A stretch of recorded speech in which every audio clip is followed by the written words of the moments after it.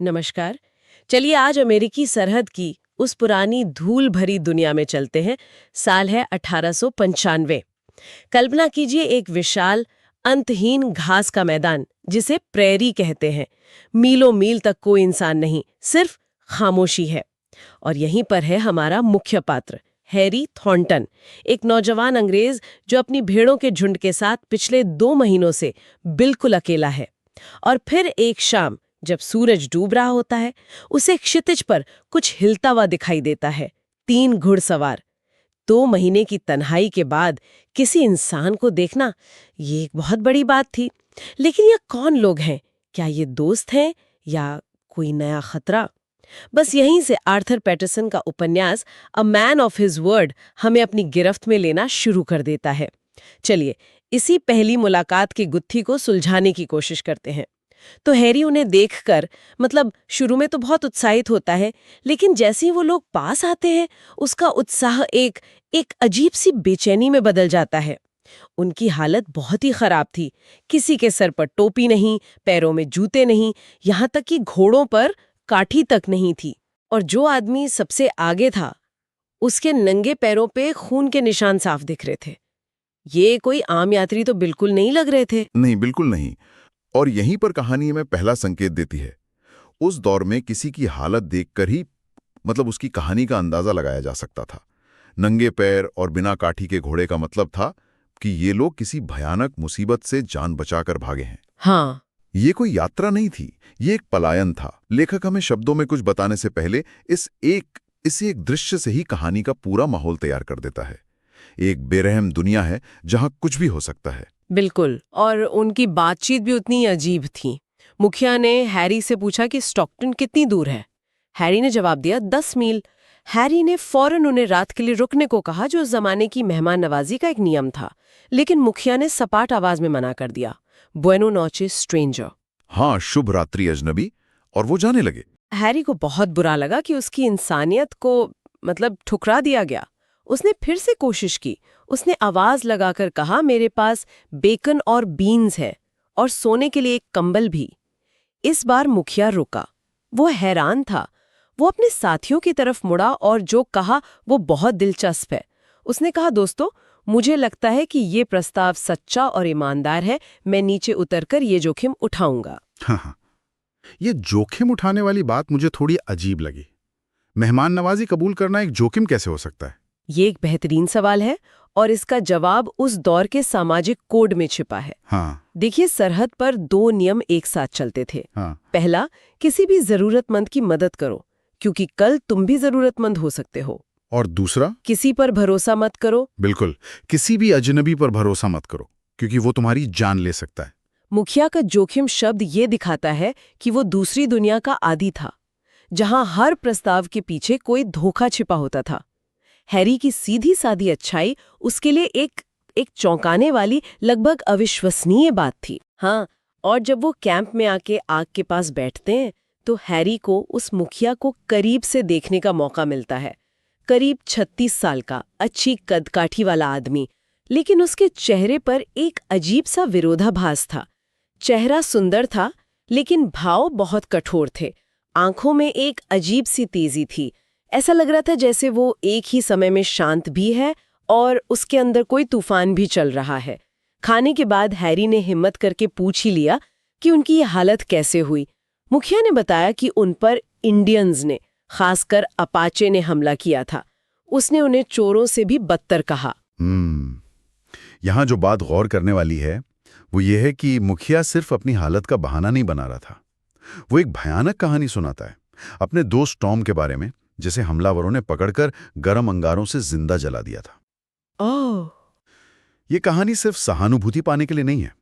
लेखक इस एक कहानी से उस जगह के असली खतरों को स्थापित कर रहा है।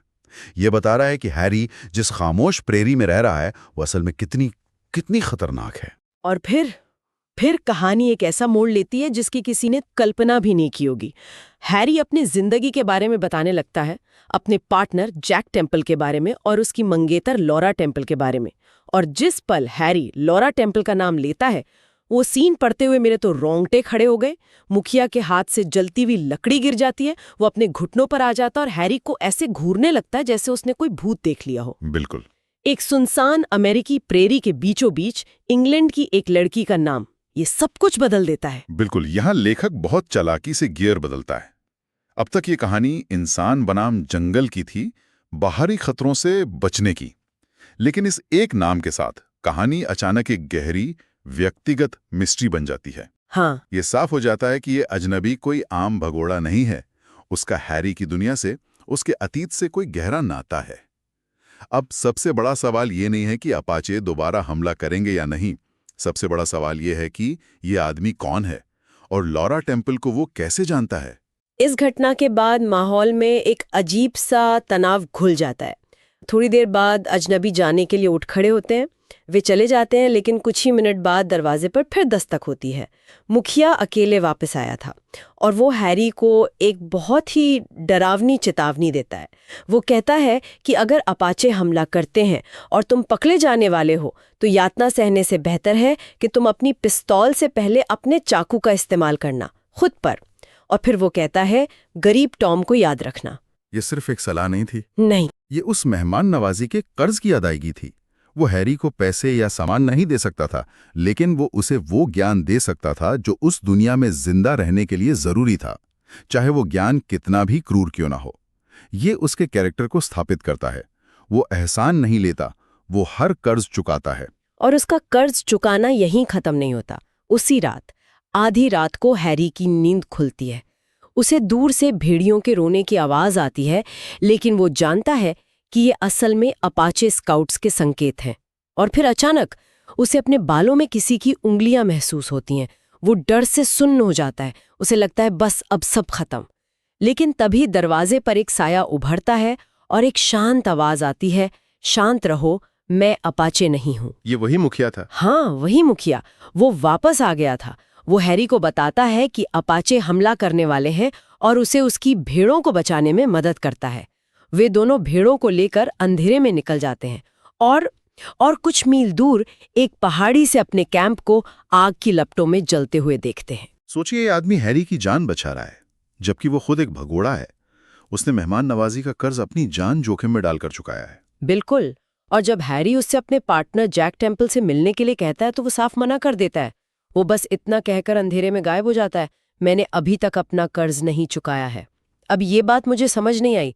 उसने हैरी की जान बचा ली, उसका कैंप जलने से पहले उसे निकाल लिया, और कौन सा कर्ज बाकी रह गया? शायद ये कर्ज हैरी से जुड़ा ही नहीं है। शायद इसका ताल्लुक उस नाम से है जिसे सुनकर वो घुटनों पर आ गया था, लॉरा टेम्पल। अच्छा। उसका जैक टेम्पल से मिलने से इनकार करना इस शक को और गहरा कर देता है। ये साफ है कि उसकी कहानी का एक बड़ा हिस्सा अभी भी राज है, और वो राज टेम्पल परिवार से जुड़ा है। कहानी फिर कुछ हफ्ते आगे बढ़ जाती है। हैरी का पार्टनर जैक उसकी कहानी पर यकीन नहीं करता। उसे लगता है हैरी सब कुछ बढ़ा चढ़ाकर बोल रहा है। फिर एक दिन जब हैरी अपने खोए हुए घोड़े ढूंढने निकलता है तो वो एक अनजान कैंप में पहुंचता है, और वहां आग के पास बैठा मुखिया वही रहस्यमयी अजनबी निकलता है। उस रात खाने के बाद कैंप में डेम्स्टर नाम के एक आदमी की बात शुरू होती है, जिसके बहुत सारे घोड़े चोरी हो गए थे। सब चोरों को कोस रहे थे, लेकिन सबको हैरान करते हुए मुखिया उन चोरों का बचाव करने लगता है। हाँ, और वो जो तर्क देता है वो कहानी को एक नए नैतिक धरातल पर ले जाता है। वो कहता है कि डेम्स्टर एक कठोर दिल और लालची आदमी था। उसने एक घटना सुनाई कि कैसे डेम्स्टर ने एक बीमार बच्चे को डॉक्टर के पास ले जाने के लिए अपना घोड़ा देने से मना कर दिया था। इसलिए मुखिया के अनुसार उसके घोड़े चोरी होना कोई जुर्म नहीं था, बल्कि उसे सही सबक सिखाना था। और हैरी, जो इंग्लैंड के कानून और व्यवस्था वाले माहौल से आया है, ये सुनकर भड़क जाता है। वो कहता है कि किसी को भी कानून अपने हाथ में लेने का हक नहीं है, और चोरों को गैर जिम्मेदार लोगों का गिरोह कहता है। जैसे ही वो ये कहता है, पूरे कैंप में एक सन्नाटा छा जाता है। आग की आवाज के सिवा कोई और आवाज नहीं। कैंप में मौजूद बाकी सब लोग खाना छोड़कर हैरी को घूरने लगते हैं। उस सन्नाटे में एक अनकही धमकी थी। और यहीं पर कहानी बाहरी खतरों से निकलकर अंदरूनी संघर्षों पर आ जाती है। ये सरहदी न्याय यानी फ्रंटियर जस्टिस बनाम औपचारिक कानून की लड़ाई है। मतलब फर्क ये है कि क्या आप इंसाफ के लिए शेरिफ का इंतजार करेंगे, जो शायद 100 मील दूर हो और महीनों तक ना आए, या फिर आप खुद ही फैसला करेंगे कि क्या सही है और क्या गलत। मुखिया और उसके साथी दूसरी दुनिया में जीते हैं, जहां समुदाय के अपने नियम होते हैं, अपना एक कोड होता है। अच्छा, हैरी ने अनजाने में उनके उसी कोड को चुनौती दे दी थी। तो क्या मुखिया की नजर में वो लोग चोर नहीं बल्कि एक तरह के जज थे? बिल्कुल। उसकी दुनिया में कानून वो है जो समुदाय के लिए सही हो, ना कि वो जो किताबों न लिखा हो। डेम्स्टर ने समुदाय के अलिखित नियम तोड़े थे, इसलिए समुदाय ने उसे सजा दी। हैरी के लिए चोरी एक जुर्म है। हाँ, और मुखिया के लिए ये न्याय का एक तरीका है। और उस कैंप में बैठे बाकी लोगों की चुप्पी बता रही थी कि हैरी ने एक बहुत ही खतरनाक बहस छेड़ दी है। तो जहां से हमने शुरू किया था, कहानी अब उससे कहीं ज्यादा जटिल हो गई है। एक सुनसान प्रेरी में एक अनपेक्षित मुलाकात जो एक जान बचाने की घटना में बदल जाती है। फिर अतीत का एक रहस्यमयी दरवाजा खुलता है जिसका ताला लॉरा टेम्पल है। और अब एक दूसरी मुलाकात जो हमें सरहद के धुंधले नैतिक परिदृश्य में लाकर खड़ा कर देती है। और हमारे सामने कई बड़े रहस्य अब भी बरकरार हैं। सबसे बड़ा सवाल तो यही है, ये अजनबी आखिर है कौन? टेम्पल परिवार से, खासकर लॉरा से उसका क्या रिश्ता है? और वो कौन सा कर्ज है जिसे वो अभी भी चुकाना चाहता है? डेम्स्टर जैसे लोगों के लिए न्याय पर उसके जो विचार हैं, वे उसके और उसकी दुनिया के बारे में बहुत कुछ बताते हैं। वो एक ऐसा आदमी है जो अपने बनाए नियमों पर चलता है, और ये नियम बहुत खतरनाक हो सकते हैं। मैं यही सोच रही थी कि ये कहानी दो तरह के खतरों को हमारे सामने रखती है। एक तरफ अपाचे हमले का सीधा और शारीरिक खतरा है, आपको पता है कि दुश्मन कौन है और वो क्या कर सकता है। लेकिन दूसरी तरफ सरहद के इन अनकहे सामाजिक नियमों और नैतिक अस्पष्टताओं को समझने का खतरा है। हैरी जैसे एक नवागंतुक के लिए जो एक अलग दुनिया के कायदे कानूनों के साथ बढ़ा हुआ है, वास्तव में इन दोनों में से कौन सा खतरा ज्यादा बड़ा है? वो दुश्मन जिसे वो देख सकता है, या वो सामाजिक कोड जिसे वो समझ भी नहीं पा रहा है?